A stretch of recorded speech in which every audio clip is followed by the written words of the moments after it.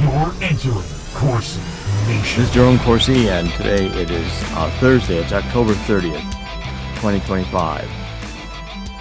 Trump yesterday met with President Xi of China. They met, I believe, in South Korea, and we got good stories coming out of it. Trump has had a really triumphant economic tour, getting major trade concessions in the Far East and Japan. Now with China, China's evidently agreed to resume soybean production and rare earth mineral availability to the United States. Those are big deals. And, China said they'll restrain fentanyl from coming into the United States. I don't believe that for a minute. That's a kind of promise Xi can make and nothing happens. That's most likely the case there, because I think our intelligence agencies are too deeply involved in running the fentanyl trade for China in the United States through the Mexican drug cartels that they can't. There's no way that China or the United States is going to control the fentanyl trade. Okay, that's one story, and it was good to see the meetings occur. But the other kind of troubling aspect was that Trump also announced yesterday that nuclear weapons testing was going to resume in the United States after something like 33 years hiatus. And this clearly is a sign to Putin that if Putin wants to continue this war, it's going to get more difficult on Putin in terms of economic pressure, in terms of the battlefield, and in terms of our spending, our being more belligerent, not getting good relations with the United States. Trump is making it very clear to Putin that the path is to concede some of this issue of territory, although I doubt that that's going to be the case. I think more likely we're going to have to concede the Donbass to Putin, because I think Putin's in the process of taking it anyway. And of course, we get constant reports from the battlefield that Putin is weak and he's vulnerable, and our State Department continues to say that. Our U.S. ambassador to Ukraine is saying that. And again, the entire narrative about Russia has been controlled by the mainstream media, and it's hidden that we're the provocateurs. We're the ones who backed to Maidan and Hillary Clinton with Poroshenko, one of the oligarchs who was paying the Clinton Foundation while she was Secretary of State. Again, a play for pay routine by Bill and Hillary. I wrote a book called Partners in Crime. It was obvious at the time, but no one would do anything about it. Not the weaponized Justice Department, no one. And so Jim Jordan is now going to subpoena Jack Smith for deposition on this changing the FISA rules, because it's clear that what was done in Operation Crossfire Hurricane was to utilize lying material, the Steele dossier, to get wiretap surveillance permission on Carter Page and probably Papadopoulos, possibly me or General Flynn. We just don't know entirely. See, the procedures of the FISA court are supposed to be secret. At any rate, Jim Jordan is now going to get Jack Smith on the hot seat over this, and I think it's about time. Also, we had Grassley yesterday releasing a report that was again from this Jack Smith operation, and it listed some long list of congressmen and others that they were going after. Jack Smith issued 197 subpoenas during a spying operation on the Republicans, which was in the period of time when Trump was out of office.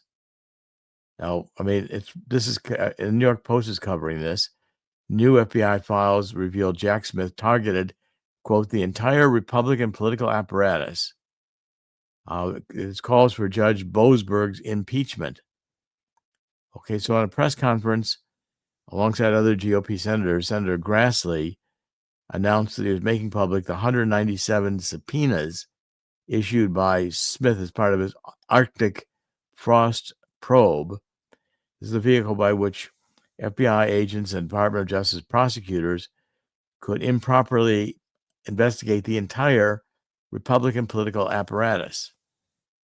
So Grassley said, I've obtained through legally protected whistleblower disclosures 197 subpoenas were issued by Jack Smith and his team These subpoenas were issued to 34 individuals and 163 businesses, including financial institutions. And the list of people under investigation was pretty shocking. I don't think I was on it this time. I think they'd had it with me in terms of the Mueller investigation. But several White House insiders, Stephen Miller, Dan Scavino, Jared Kushner, Laura Trump, were also targeted by this, by this Arctic frost operation that Jack Smith was running, and to try to get Donald Trump convicted of something so he wouldn't be able to be reelected president of the United States. Well, it didn't work. But these are two major stories that we have deeper investigations into what happened in 2020 election and deeper investigations into the corruption and the weaponization of the Department of Justice. This is going to result in more prosecutions. If you take a look at God's Five Stones right now, and Chris will show it to you, we are focusing on, among other topics, not just the election integrity, but we're also focusing on Act Blue and the money poured into Act Blue by foreign governments and through diverting profits from the border sex trade that Obama opened up with Honduras in 2014, along with Joe Biden, and also the Sinaloa cocaine trade and the fentanyl trade, ending up in Black Lives Matter through Act Blue and Antifa. These things are pretty shocking, but again, it's how the politics have been played, and Grassley is doing a good job of revealing it. And we basically still need to focus on the J6 prisoners. Why aren't they all out? Why we still have some of them in prison? Tina Peters, why is she still in prison? These, I think, are Donald Trump is preparing an executive order based on the work that we did, Andrew Paquette, myself, God's Five Stones, to expose the algorithms in the state Board of Election voter registration files that allow the creation of millions of false voters, modified duplicates that don't exist, but yet get legitimate state IDs and can be used in mail-in ballot fraud. So Donald Trump is setting the stage. He's releasing more and more information now out of the White House about the stealing of the 2020 election, about all of the corruption of the Dominion machines. Tulsi Gabbard made another statement about that recently. Basically, the Trump administration has the 2020 election completely scoped up, and I think there will be indictments coming out of it. And therefore, this new executive order is going to demand that only citizens vote, proof of citizenship, voter ID, eliminate this general provision for mail-in voting, get the machines out of the voting process altogether, go back to the absentee ballot system, which was tightly controlled for those who absolutely couldn't be voting on election day, quit elections on election day, quit early voting, all the things the Democrats have designed to cheat, let's get rid of. And if you like our website, if you like the work we're doing, please do contribute to godsfivestones.com, G-O-D, no apostrophe in the S, and F-I-V-E, spelled out, and S-T-O-N-E-S, spelled out as well. Stones is plural. godsfivestones.com. Okay, let's talk to the economy. And Chris, why don't you get ready to come on and we'll make some comments here in a minute. But where is gold today? Gold is at, let's see, gold's at $4,001 an ounce today, back up over 4,000, and silver is at $48.50. So again, please go to the gold tab at the top of the Corsi Nation page, click it, pull down for yourself. Chris was showing you how to do it. Pull down for yourself this is CorsiNation.com. You're looking at this, our website. Pull down the section on the Walking Liberty $50 offer from Swiss America. It's a great initial one-time offer. Get 250 of these coins, which are largely 100% silver. They're beautiful coins. They're circulated. They're not uncirculated, but they're almost 99.99% silver, and you can get them 250 at virtually what they're worth in silver as a one-time offer. Just fill out the form. Swiss America will get in touch with you. And I think we're seeing here a historically important move as the European Union is going bankrupt.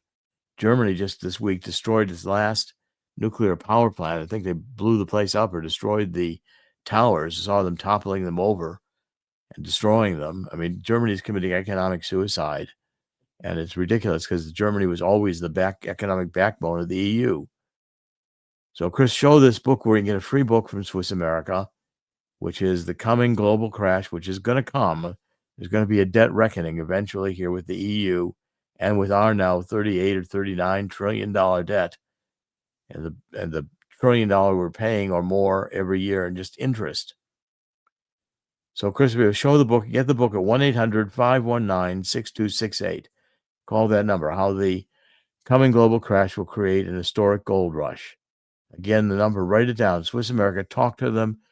They are consultative selling. You're not going to get pressured into buying gold or silver. And by the way, silver is a lot cheaper than gold, $50 an ounce.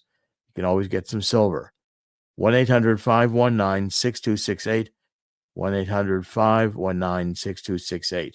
Get a copy of the free book. Okay, Chris, why don't you come on? We've covered a lot here today, and there's a lot going on in Washington. And the showdown is continuing.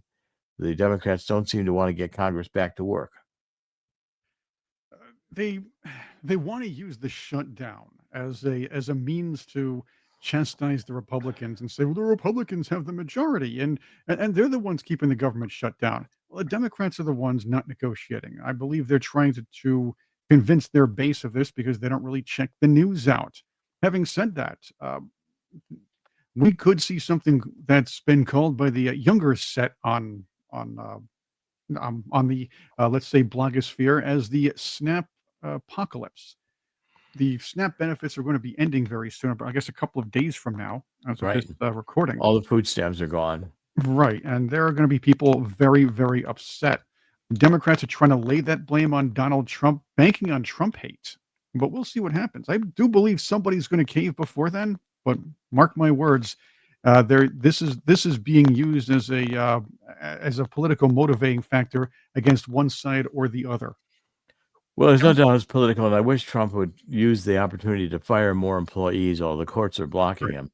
Yes. But I'd like to see him do much more getting rid of the size of the federal government. And nobody in the bureaucracy is getting paid, or very few people are getting paid. But it's going to result now in air traffic slowdowns, and you're going to start seeing different repercussions of this as the government tries to inflict pain because they're not getting paid. You could see that. There are also ways to get people paid anyway while the government's not working. I'm pretty sure they can figure that one out. Having said that, though, this is a situation where Donald Trump can politically win no matter what happens. Hopefully, I mean, I think he's playing it right so far. Right. And we'll just see with it. This is the kind of thing that can turn quickly. And of course, we got Mondami. I mean, this whole Mondami running, the Democrats are finally doing what they did in Great Britain. They're going to start running their Muslim communists. Oh, they're running that flagpole up. They're running that flagpole up in two places, by the way. Watch Minneapolis too. Is Omar Fateh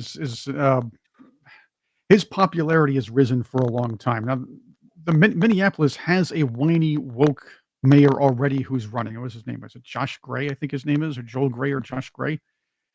He's the guy who kissed the. I think he's the guy who kissed the George Floyd coffin a while back. Oh yes, yes. So it's woke versus woke. But this is in a city with a rising Muslim population, so it's going to be this. You could see two cities with Sadiq Khan lights running them at the end of the well, if you put up the book that I have, the truth about neo-Marxism, cultural Maoism, and anarchy, that we're at that stage right now of anarchy, where the Marx failed in the 1800s. Workers of the world did not unite against capitalism. And it ultimately morphed into the war on the culture of capitalism, which is where we are now with the Democratic Socialist Party.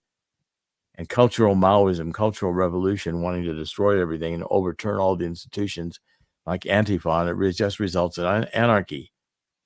Now, of course, the Antifa is interesting because the Democrats are trying to say it doesn't exist. It's just a loose organization. It has no hierarchy. It has no offices. Yet, it's got a lot of money.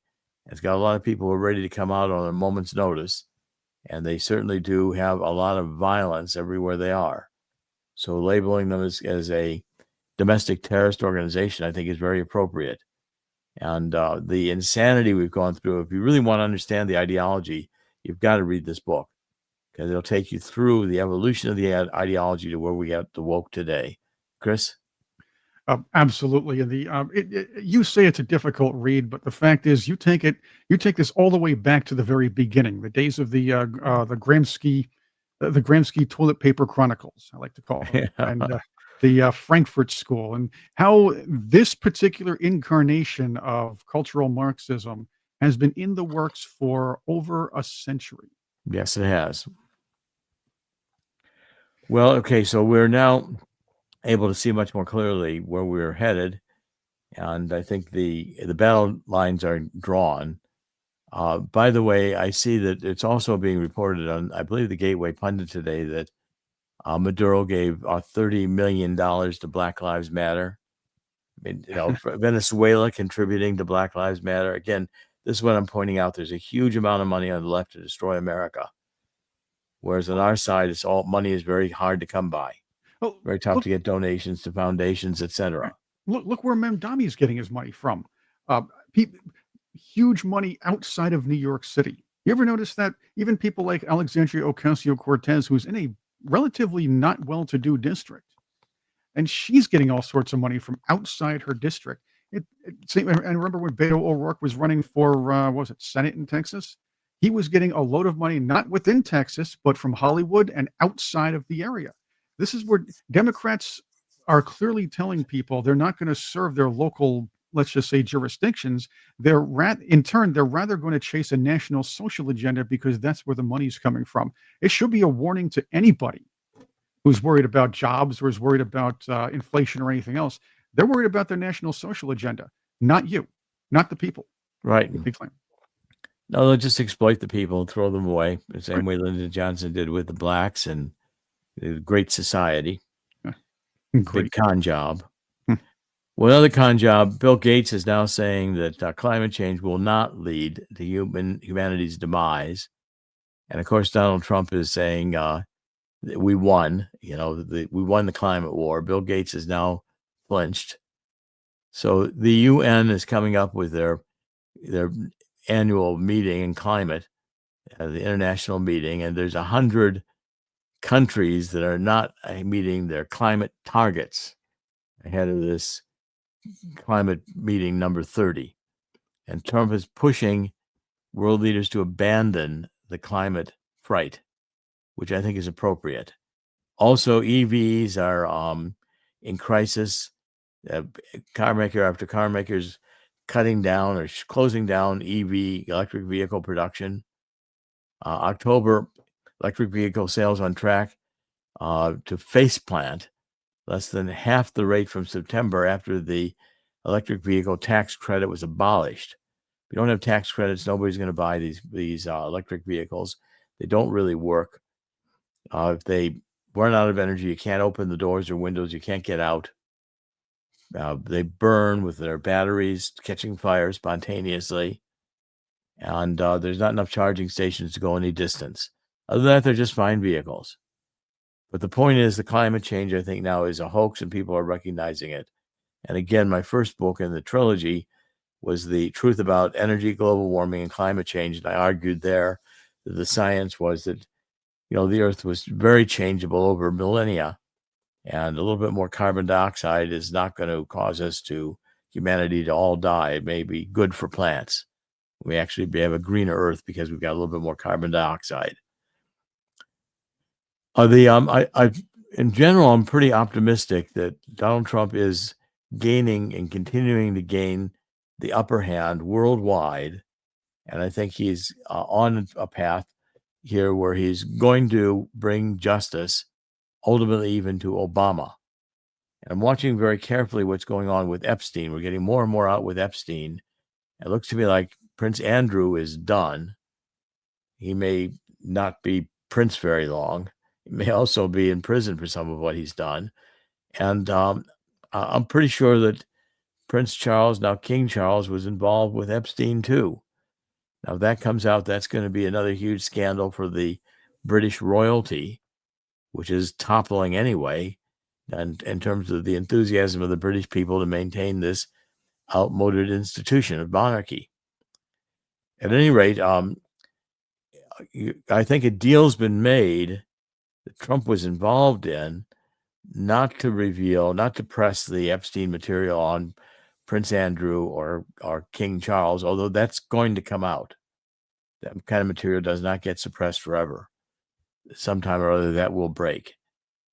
And the story is, I think, that the MI6 has begun to hand over to Trump all the material they have on how the Obama Department of Justice worked in Great Britain to undermine Trump's first term in office. And Obama is not under the Supreme Court shield from prosecution for treason. He can be indicted for treason, and that might happen. At any rate, I know we're going to get an executive order on the voting. I think it's going to come out hopefully in November, and that will set us up for 1 year later to having the midterm elections be run honestly, and with the number of troops that Trump is putting into the cities. If the Democrats don't want to run honest elections, maybe the military will handle it for them under national security emergency declaration that foreign nations have penetrated our elections, including China, and we've got to bring it to a stop. This is Dr. Jerome Corsi today. It is Thursday. It's October 30th, 2025. This is CorsiNation.com. We're doing podcasts every weekday. In the end, God always wins. And please join me in the spirit of 2 Chronicles 7:14. Let's get on our knees and ask God to forgive us for letting the world get to this moral stage where God's taken out of our lives and our marriages and our hearts. We've got to restore God to his rightful place at the center of our lives. Thank you for joining us. Please pass the word on CorsiNation.com, and we'll see you tomorrow. God bless.